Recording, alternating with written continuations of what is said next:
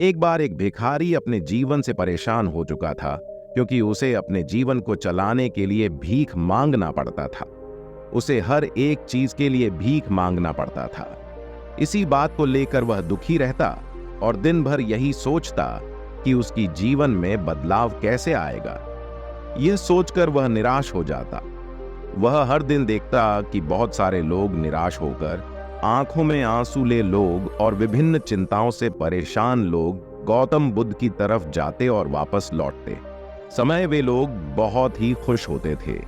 वह भिखारी यह नहीं समझ पा रहा था कि गौतम बुद्ध उनके साथ ऐसा क्या करते थे कि वे बेहद खुश हो जाते थे। वापस लौटते हुए लोगों के हाथों में ना तो ढेर सारे पैसे होते थे, ना ही सोने चांदी। तो फिर ऐसा क्या होता था कि लोग बुद्ध के पास से लौटते वक्त इतना खुश होते थे? ये सब सोचकर वह भिखारी भी निर्णय लिया कि वह भी महात्मा बुद्ध के पास जाएगा और देखेगा कि ऐसा वहां क्या हो रहा है कि दुखी लोग उनके पास जाकर खुश हो जाते हैं। वह बुद्ध से मिलने के लिए उनके पास चल पड़ा। जहां बुद्ध मौजूद थे वहां बहुत लंबी कतार लगी हुई थी, तो वह भिखारी भी कतार में लग गया। कतार में लगकर वह अपनी बारी का इंतजार करने लगा। देखते ही देखते उसकी बारी आई और उसने बुद्ध से कहा, बुद्ध, मैं बहुत ही गरीब हूँ, मेरे पास कुछ भी नहीं है। मुझे अपना जीवन चलाने के लिए भी दूसरों से भीख मांगनी पड़ती है।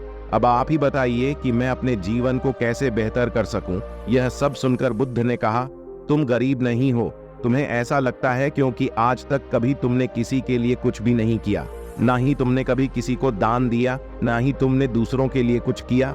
यह सब सुनकर भिखारी के मन में एक आशंका जाग उठी। अपनी आशंका को दूर करने के लिए भिखारी ने पूछा, मैं तो एक भिखारी हूँ, मैं लोगों को दान कैसे दे सकता हूँ और कैसे लोगों की सहायता कर सकता हूँ? मुझे तो खुद अपना जीवन चलाने के लिए दूसरों से मांगना पड़ता है।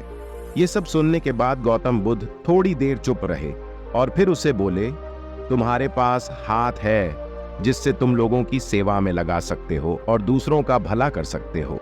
इसके अलावा तुम्हारे पास मुंह है जिससे तुम लोगों से अच्छी अच्छी बातें कर सकते हो और दूसरों का हौसला बढ़ा सकते हो। यह सब करके भी तुम दूसरों की सहायता कर सकते हो। जरूरी नहीं कि दान सिर्फ पैसों से किया जाए। हम चाहे तो हम शिक्षा का भी दान कर सकते हैं, चाहे तो अन्न का भी दान कर सकते हैं। ऊपर वाले ने अगर किसी को पूर्णतः अच्छा शरीर दिया है तो वह गरीब नहीं है, वह बस दिमाग से गरीब है। उसे इस विचार से हटकर दूसरों की सेवा में लगाना चाहिए। बुद्ध की यह सब बातें सुन लेने के बाद वह भिखारी बहुत ही ज्यादा खुश हो गया और उसका मन अब संतुष्ट था। महात्मा जी बोले कि मैं तो बीती बातें वहीं छोड़ आया, क्योंकि बीता हुआ कल कभी वापस लौट कर नहीं आता, इसलिए बीती हुए बातों की वजह से आज और अपना आने वाला कल नहीं बिगड़ना चाहिए। जो हो गया सो हो गया। तुम्हें अपनी भूल का एहसास हुआ, यही सबसे बड़ी बात है। तुम अपनी गलती को मान लिए, सो तुम अब निर्मल हो गए हो, इसलिए कोई भी ग्लानि अपने मन में नहीं रखो। अपने आने वाले कल के बारे में विचार करो और उसे सुधारने का प्रयास करो। महात्मा जी की बात सुनकर उस पुरुष के मन का भार हल्का हो गया और उसने महात्मा जी के चरणों को पकड़कर कहा, आज से मैं अपने क्रोध का त्याग करता हूं और धैर्यवान और क्षमाशील होने का प्राण आज से लेता हूं।